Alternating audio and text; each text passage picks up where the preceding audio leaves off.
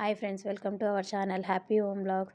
ఏంటి అవి అలా ఉన్నాయి, వింతగా ఉన్నాయి, ఏంటో నేను చెప్పేస్తాను. మీకు ఎందుకు దండుగా, నేను ఉండగా రెసిపీకి చెప్పేస్తున్నా. అవి చిన్న చేపలు అనమాట. దాని పేరేంటో నాకు తెలియదు, మీకు తెలిసి ఉంటే కామెంట్ చేయండి.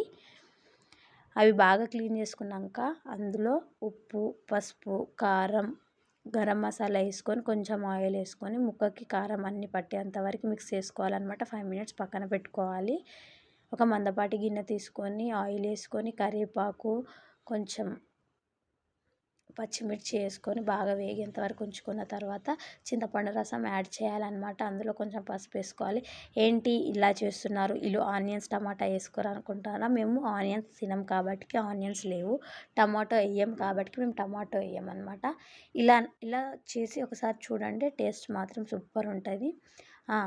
చేస్తాం కానీ ఫస్ట్ ప్రాసెస్ చెప్తేనే చేసేది అనుకుంటున్నారా? చెప్తున్నా.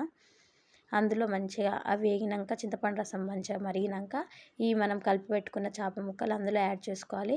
చింతపండు రసంకి తగ్గినంత కొంచెం సాల్ట్ వేసుకొని, పులుపు లేకుండా చూసుకోండి.